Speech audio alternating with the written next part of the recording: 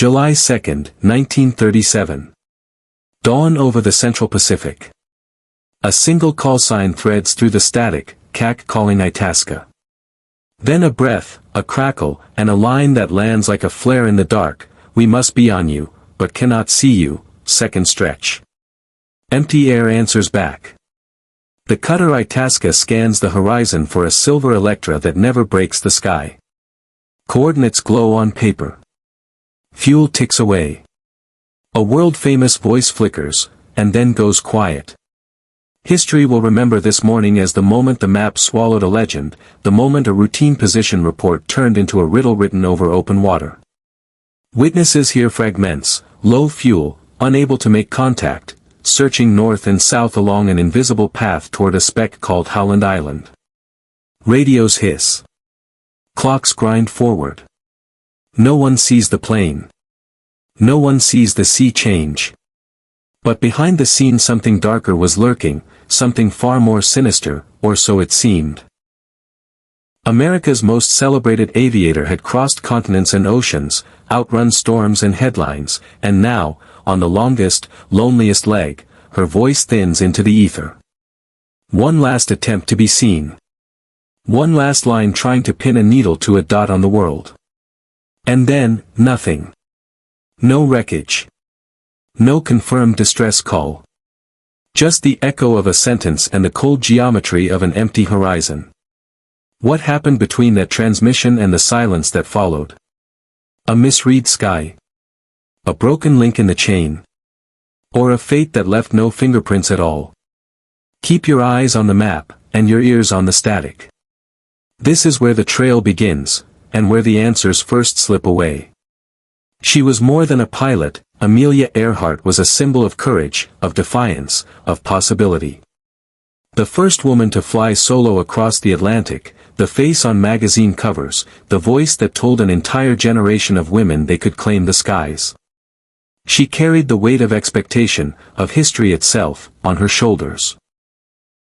And then, she was gone.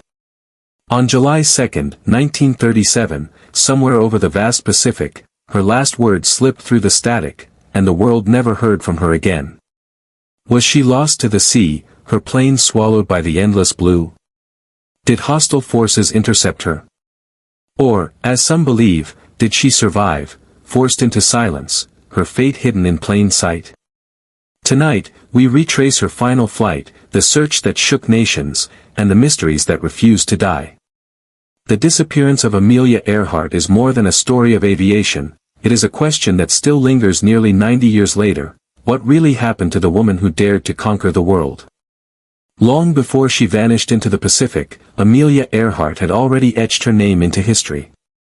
Born in 1897 in Atchison, Kansas, she was a child who looked at the world differently. While other girls of her time were told to keep their feet on the ground, Amelia's eyes were fixed firmly on the sky. As a teenager, she kept a scrapbook filled with newspaper clippings about women who defied expectations, engineers, explorers, even women who went to war. Her life was never going to follow the narrow path set for her. In 1920, Amelia attended an air show in California. A stunt pilot took her for a short ride that lasted just 10 minutes, but those 10 minutes changed everything. As soon as we left the ground, she later wrote, I knew I myself had to fly. She threw herself into aviation with relentless determination. She worked odd jobs, truck driving, photography, even filing at a telephone company, just to pay for flying lessons. By 1922, she bought her first plane, a bright yellow Kinner Airster, which she nicknamed the Canary. And soon, she was chasing records. In 1928, Amelia became the first woman to cross the Atlantic by air, though as a passenger, not the pilot. The world was captivated by her. But she wasn't satisfied. 4 years later, in 1932, she did what no woman had done before. She piloted a Lockheed Vega across the Atlantic Ocean solo, braving mechanical problems, icing, and exhaustion. She landed in Ireland, where a stunned farmer asked, "Have you flown far?" She had flown into immortality. From that moment on, Earhart wasn't just a pilot. She was a global celebrity. A role model. A symbol of independence in an era when women were expected to remain in the background. She became a best-selling author, a lecturer, and an advocate for women in aviation. To many, she wasn't simply flying airplanes, she was flying past limitations. By the mid-1930s, Amelia Earhart was everywhere, on magazine covers, in advertisements, and in the hearts of millions. She was nicknamed Lady Lindy, after Charles Lindbergh, but unlike Lindbergh, she wasn't just admired for a single feat, she had become an enduring cultural icon. Her marriage to publisher George Putnam only amplified her reach. He understood her fame, and together they carefully crafted her public image, part fearless aviator, part graceful celebrity. Yet Amelia made it clear, she would not be bound by convention, even in her personal life. In a letter to Putnam before their wedding, she famously wrote, "I want you to understand I shall not hold you to any medieval code of faithfulness to me, nor shall I consider myself bound to you similarly." These were radical words for 1931, but they were pure Amelia. She was courted by sponsors, admired by world leaders, and adored by young women who saw her as proof that anything was possible. But for all her success, Amelia was restless. Each record broken was just another stepping stone to the next horizon. She longed for the ultimate challenge, to circumnavigate the globe at the equator, the longest possible route. It would be the flight of a lifetime, an achievement that would cement her place not just in aviation history, but in the annals of human exploration. No one knew it then, but this ambition would set the stage for her final journey, the flight from which she would never return. In 1936, Lockheed delivered a custom-built Electra 10E twin-engine aircraft to Amelia Earhart. It was sleek, silver, and designed for long-distance endurance.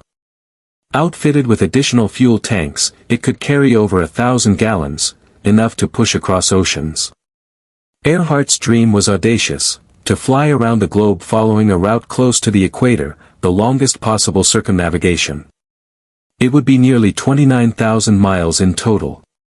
The press hailed it as her boldest challenge yet, while critics whispered that it was reckless.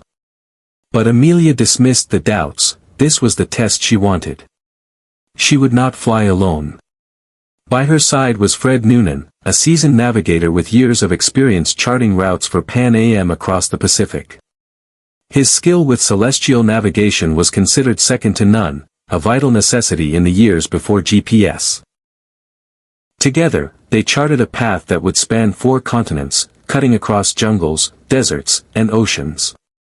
Their first attempt in March 1937 ended in disaster when a takeoff in Hawaii went wrong, damaging the Electra. Many urged her to abandon the plan. Instead, Amelia regrouped. With her aircraft repaired, she prepared to try again, this time flying eastward, a decision made to take advantage of weather conditions. On May 20, 1937, Amelia Earhart and Fred Noonan departed from Oakland, California, on what would become their final journey.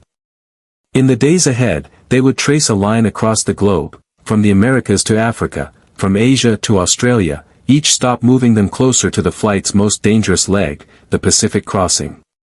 The journey was grueling.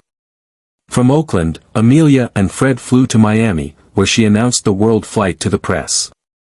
From there, they crossed the Caribbean, traced the coast of South America, then leapt across the Atlantic to Africa.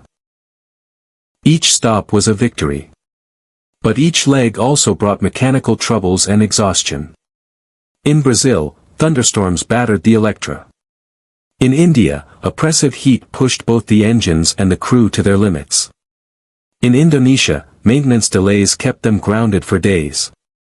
Still, Amelia pressed forward, smiling for cameras at each stop, writing notes in her log, updating the world through telegrams. By late June 1937, they reached New Guinea. They had already flown more than 22,000 miles. Only 7,000 remained. But the stretch ahead was the most dangerous of all, the Pacific crossing to tiny Howland Island, a speck barely 2 miles long in the middle of an endless ocean. This was the flight that would test everything, the Electra's range, Fred Noonan's navigation, and Amelia's endurance.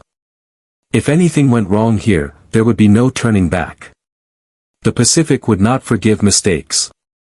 La, New Guinea. June 29, 1937. The Electra rolled onto the airstrip, shimmering under a tropical sun. Amelia Earhart had traveled more than 20,000 miles to reach this remote outpost, but the hardest test still lay ahead. She and Fred Noonan spent the final days in lab preparing the aircraft, reviewing charts, and calculating fuel loads with exacting precision. Mechanics inspected every bolt and wire, aware that one mechanical failure could spell disaster over the empty Pacific. The Electra's tanks were filled to capacity, over 1,000 gallons of fuel, enough to reach Howland Island, if the winds cooperated. But already, there were warning signs. The weather across the Pacific was unpredictable. Heavy cloud banks and sudden squalls were reported. Even more troubling were the radios. The Electra's communication systems were known to be unreliable. Earlier in the flight, Earhart had struggled to maintain clear contact with ground stations. Some frequencies worked inconsistently, others not at all. Howland Island, their destination, was tiny, barely 2 miles long. A speck of land surrounded by thousands of miles of water. Missing it, even by a few nautical miles, meant no safe landing. Amelia and Fred knew this. Their navigation would have to be perfect. The tension in La was thick. Local officials remembered her quiet focus. She signed a few documents, smiled politely, but behind her eyes was a concentration that betrayed the stakes. Fred Noonan, too, carried the weight of responsibility. Theirs was not just another flight, it was the most dangerous leg of their journey. If they failed here, there would be no second chance. On the morning of July 2, 1937, Amelia Earhart climbed into the cockpit of the Electra. Dawn had barely broken. The runway was rough, little more than flattened grass stretching toward the sea. At 10 a.m. local time, the engines roared. Witnesses recalled the Electra struggling under its massive fuel load. So heavy it needed nearly the entire length of the airfield to get airborne. Slowly, painfully, the plane lifted, its wheels just clearing the trees. For a brief moment, it seemed to hang in the air before catching lift and climbing steadily into the sky. It was the last time anyone saw Amelia Earhart's plane with certainty. As the Electra vanished into the east, those left on the ground could not have known that they were watching history unfold, that this takeoff marked the beginning of one of the greatest mysteries of the 20th century. For the next 20 hours, Amelia and Fred were alone with the sky. The plan was simple in theory: take off from La, fly east across 2,556 miles of ocean, and land on Howland Island. But simple was deceptive. Their only lifeline was radio contact with the U.S. Coast Guard cutter Itasca, stationed near Howland. The ship's crew was prepared to guide them in with signals and smoke. But from the beginning, transmissions were erratic. Amelia's voice would crackle in, faint but urgent, only to vanish again. At times, she could hear them, but they couldn't hear her. At other times, they could hear her, but she couldn't hear them. It was a broken conversation across the vastness of the Pacific. Hour after hour, the Electra pressed on. Clouds thickened. Sunlight gave way to darkness. Fuel burned away, pound by pound. Somewhere in that endless ocean, a fragile silver aircraft was pushing toward the smallest of targets, guided by little more than compass headings, charts, and Fred Noonan's celestial calculations. No one knew it then, but each mile brought them closer not to their destination, but to disappearance. The radios continued to falter. The ocean remained empty. And by the time the sun rose over the Pacific once more, Amelia Earhart and Fred Noonan were already slipping beyond history's reach. Dawn broke across the Pacific. The Itasca, stationed near Howland Island, was on high alert. The Coast Guard crew knew Amelia Earhart's plane was due within hours. Every man aboard was at his station. The radio room crackled with anticipation, headphones pressed tight, pencils ready to capture every word. Smoke generators stood prepared on deck, ready to send towering plumes skyward that would help guide the Electra in. At first, everything seemed routine. The operators picked up Earhart's voice, a faint signal, but unmistakably hers. She reported her position, her speed, her estimated arrival.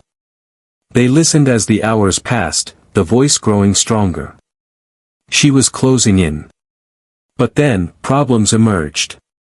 Earhart's transmissions were short and broken. At times she could be heard, but the Itasca's replies went unanswered. She reported she was changing frequencies, but on the new channels, silence.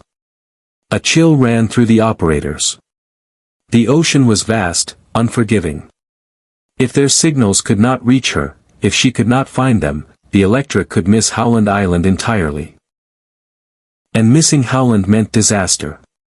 By mid-morning, the situation was critical. Earhart's voice came in again, stronger this time, calling Itasca, "We are on you, but cannot see you." She sounded desperate, almost strained. They raced to respond, broadcasting instructions, firing smoke generators, sending beacon signals into the void. But the line remained one-sided. She never acknowledged them. By 7:42 a.m. local time, the Itasca received Earhart's clearest message yet. Her voice, cutting through static, "We must be on you, but cannot see you, gas is running low." It was the statement every aviator feared, fuel running out, land unseen. Minutes later, another fragment came through, "We are circling, we cannot hear you." Then, silence. The radio operators continued to call her for hours, switching frequencies, sending repeated signals. Nothing came back. Somewhere out there, over thousands of square miles of water, Amelia Earhart and Fred Noonan were alone in a dwindling aircraft, searching desperately for a speck of land they would never find. The final recorded transmission of Amelia Earhart was logged at 8:43 a.m. After that, her voice was never heard again. When Earhart's voice went silent, the Itasca sprang into action. The ship's captain ordered immediate search maneuvers, scanning the seas, straining eyes across the horizon for any sign of the Electra. But the ocean remained empty. News spread fast.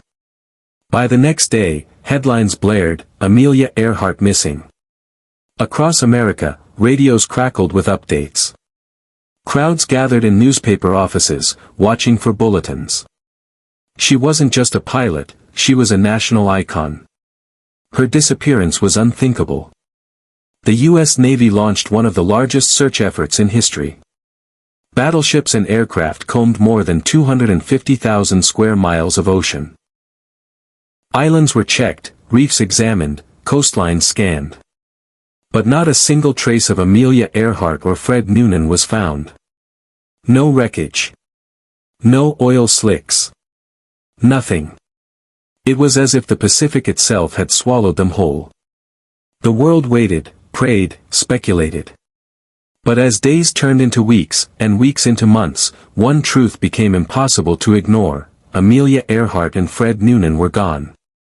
The greatest female aviator of her age had vanished into legend. The first, and simplest, theory is also the most tragic.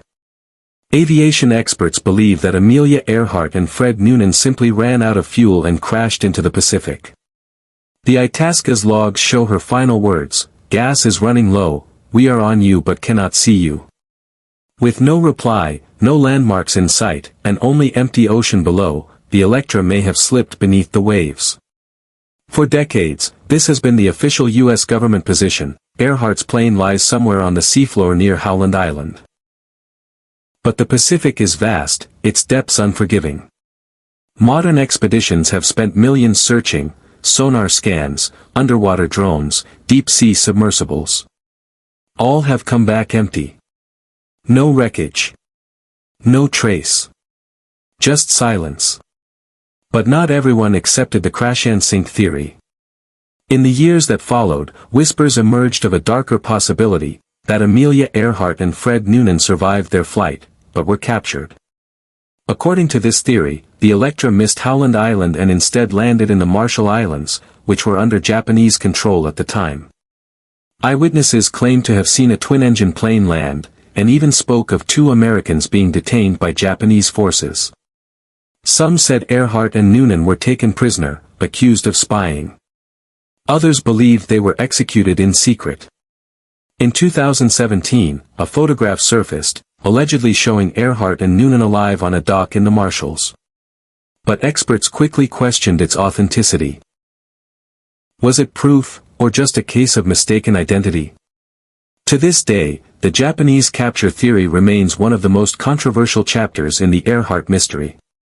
A third theory points to a small coral atoll called Nikomaroro, in the Phoenix Islands. In 1940, a British officer reported finding human bones, a woman's shoe, and remnants of a campfire there. Decades later, advanced analysis suggested the bones may have belonged to a female of Earhart's size. Archaeologists have also uncovered fragments of cosmetics, bits of glass, and a sextant box, items eerily consistent with Earhart and Noonan supplies. Could Amelia have survived the crash, only to live, and die, as a castaway, stranded on a deserted island? The theory is heartbreaking, that the world's most famous pilot may have lived out her last days not in the sky, but in silence, waiting for a rescue that never came. And then, there are the stranger theories. Some claim Earhart assumed a new identity, living out her life in secret in America. Others suggest government conspiracies, that her mission was more than a flight, but a cover for espionage. These theories are tantalizing, but lack hard proof. What they reveal, though, is how deeply Amelia Earhart has imprinted herself on our collective imagination. She was more than a pilot. She was an icon, a pioneer, a woman who dared to defy limits. And because of that, her disappearance is more than a mystery, it's a wound. A question mark carved into history that no one has ever erased. Amelia Earhart's story didn't end with her disappearance. If anything, it only grew larger. She was a woman who flew in a man's world, breaking barriers in the sky and on the ground. At a time when women were expected to stay in their place, Amelia soared above it all, literally. She wasn't just the first woman to cross the Atlantic by air, she was the first woman to do it alone. She set records, wrote books, and inspired millions. To generations of girls, she wasn't just a pilot. She was proof that women could dare, could dream, could defy. Her vanishing made her immortal. Every theory, every expedition, every headline keeps her name alive. Explorers still dive into the Pacific, still scan the seabed, still comb through archives, searching for answers. And each time a new clue emerges, the world turns its eyes back to Amelia. Not just because we want to solve a mystery, but because we want to know if heroes can truly vanish, or if they leave echoes behind, calling to us across time. In the end, the truth may never be known. Did she crash into the sea? Live as a castaway? Or was there something more, something history has hidden from us? Amelia Earhart's fate is one of the greatest unsolved mysteries of all time. But perhaps the greater truth is this: her legacy is not in how she died, but in how she lived. A life of courage. Of daring. Of sky and steel and freedom. And as long as her story is told, Amelia Earhart will never be lost. Amelia Earhart was more than a pilot. She was a symbol. In the 1920s and 30s, the world was a different place. Women were told where they could and couldn't go, what they could and couldn't do. But Amelia refused those limits. She flew higher, farther, and faster than most men of her time, and she did it all while under the gaze of a society that often doubted her. Her flights weren't just records in a logbook, they were statements. Every mile she crossed in the sky was a mile broken off the chains of expectation. To schoolchildren, she was a hero. To young women, she was proof that dreams could defy the weight of tradition. And to a nation emerging from the shadow of the Great Depression, she was hope with wings. And then, she was gone. The shock was immediate. Headlines screamed across the world, "Amelia Earhart missing." Radio stations interrupted programming. Families gathered around newsreels, listening, waiting, hoping for word. But none came. The world that had once cheered her triumphs now watched in disbelief as the search dragged on with no answers. The United States Navy spent millions scouring the ocean. Planes flew grid after grid over the Pacific. Ships churned through endless waves. And yet, the sea remained silent. For many, her disappearance was more than just the loss of a pilot. It was the loss of a dream. A feeling that if Amelia Earhart could vanish, then perhaps no one was untouchable. Decades passed. Wars were fought. The world changed. But one thing never faded, the question. Where was Amelia?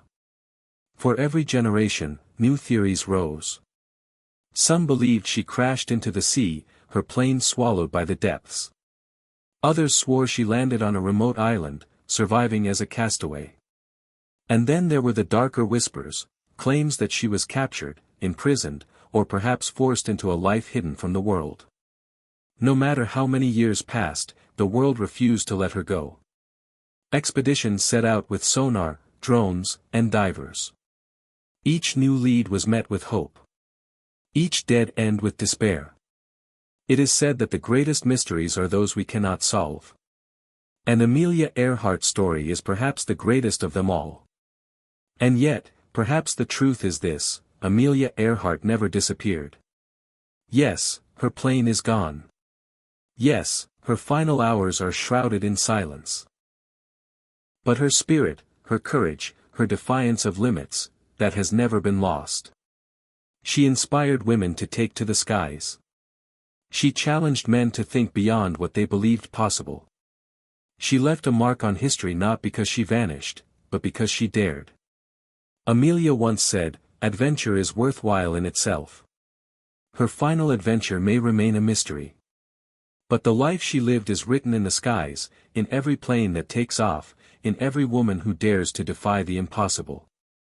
And as long as her name is spoken, Amelia Earhart will never truly be gone. She was America's sweetheart. A rebel. A pioneer. And in her vanishing, she became a legend. But now I ask you, what do you believe happened to Amelia Earhart? Was she lost to the ocean's depths? Did she survive on a lonely island? Or is there a truth history has yet to reveal? Let us know your thoughts below. Share your theory, your belief, your unanswered question, because the search for Amelia isn't just about her plane. It's about us, our endless need to solve the unsolvable. If this story moved you, help keep her memory alive, like this video, share it, and subscribe for more journeys into history's greatest mysteries. Because in the end, legends do not die, they wait, in the silence of the unknown, for us to remember them.